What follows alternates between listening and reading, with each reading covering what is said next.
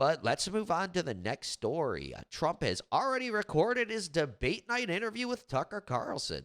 Yes, I guess him having to report on Thursday and stuff doesn't even matter because he filmed all this beforehand. But let's check out a clip.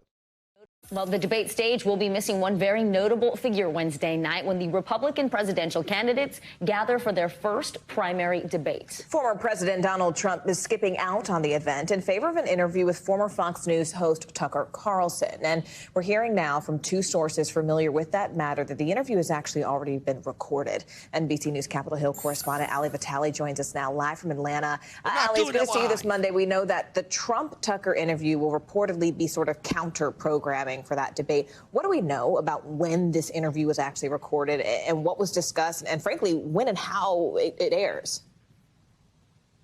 Well, look, our understanding from our sources is that this interview's already been taped and that it's likely to be the counter-programming that you mentioned to Wednesday night's debate, which will be aired on Fox News and is the first opening salvo of this Republican presidential primary.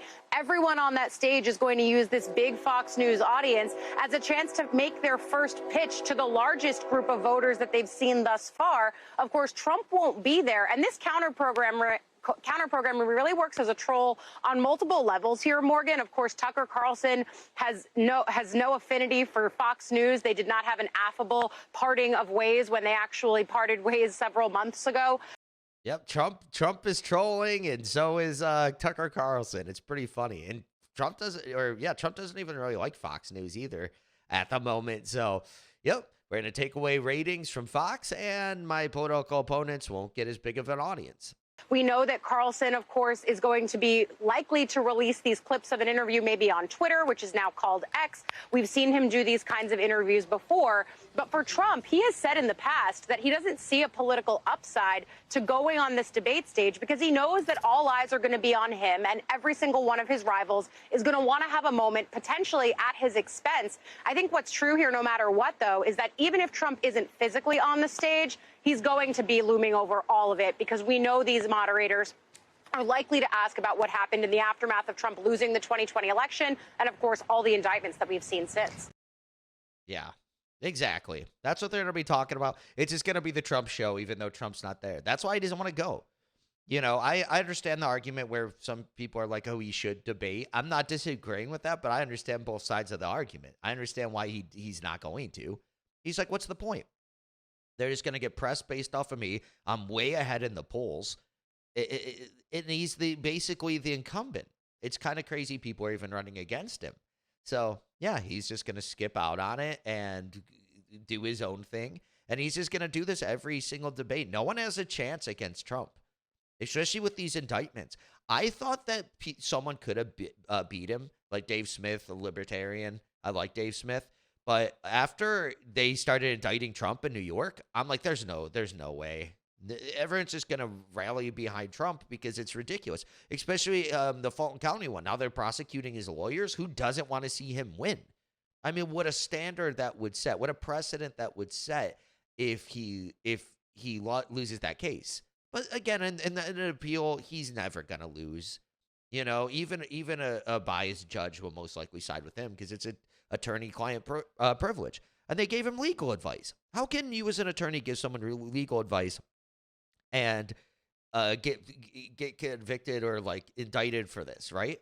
And their argument was, well, they know they were lying, or they know Trump was lying or something, so that's why. I mean, the guy, what was his name, Johnny Cochran, who represented O.J. Simpson back in the day. He probably knew that O.J. Simpson committed the crimes he was accused of.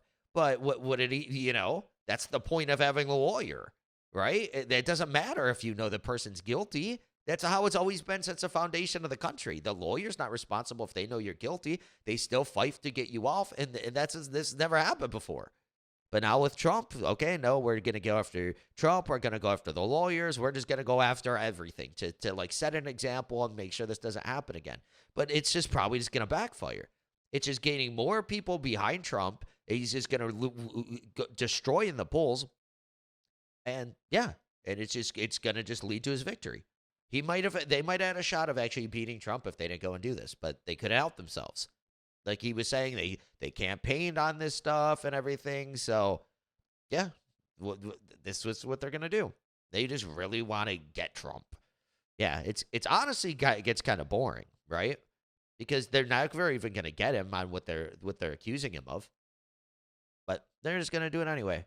But it's going to be fascinating to see his polls just keep going up. And I guess if he takes a mug shot, oh, it's all over for him. But I think they want to do the mug shot because they want to do it for their side. Look, we got Trump, to go after their base. But then Trump's base is just going to love it.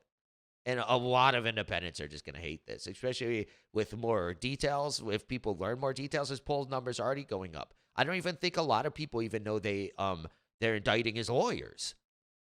I don't even know. I think they're indicting like Kanye West publicist because he was out there saying that Trump won the election. Who so what? In 2016, the left overall said that Hillary Clinton won. They're not indicting publicists or anything like that. But with Trump, no, that's what they're gonna do. Yeah, it's the Trump derangement syndrome. Orange man bad, orange man bad, orange man bad. Let's get him at all costs. It doesn't matter if we're going to get charged in the future. Well, I think they're still confident that I don't even understand. Do they really think they're going to win when the polls keep shifting even farther for Trump when they indict him? I kind of get it just because they're hopeful and they did campaign and they raised money on it, right? But again, how hard it seems like it's backfiring, and there's probably going to even be more indictments. They're probably going to keep coming and coming and coming and just keep making Trump stronger. He's going to keep raising more and more money. He's going to get more and more of a base, and he's probably just going to just win in a landslide in 2024. Then the left is really going to freak out, right? People are always like, oh, J6 of 2021. Wait till 2025. The left will burn that Capitol down. It wouldn't even surprise me. I think almost if maybe there's a few actual Trump supporters on J6 that were Trump supporters. I don't think so, though. I think all of them were Antifa. Maybe there's one or two, but the vast majority of people actually committing violence and fighting with police, doing vandalism, I think they were all leftists. I've seen video of them like in the trees, but near the Capitol, they're changing into Trump supporter gear when they're not even Trump supporters. And the one guy that they did arrest that was part of Antifa, he was saying that Antifa was on the ground like crazy, that day. So, I mean, that just shows you what it is. But imagine if you have all the people, the same amount of people, or even half of the people that were there on January 6th of 2021, and they're all Antifa, 100%. That's going to be wild. What was it in 2020 when they burned down a guard post by the White House, right? So, yep, you can already see kind of what's happening. It happened before. And look at all the stuff with the state capitals. They go in there and they just are unruly. They do a bunch of crazy stuff. So it's just like, and it's funny because then those same exact people are like J6, insurrection. And then they go do the same thing at the state capitals, right? So I don't even like, wait, what? So yeah, 2024 is going to be wild, and they're just pushing this to happen. I think it's kind of invert, and I think they'd much rather Trump lose, but what they're doing, yeah, it's interesting. And the left in general are like this. People on Twitter are like, oh, get him. They don't realize his polls are rising, and the crimes they're accusing him of are nonsense, and he's never actually going to get convicted of them.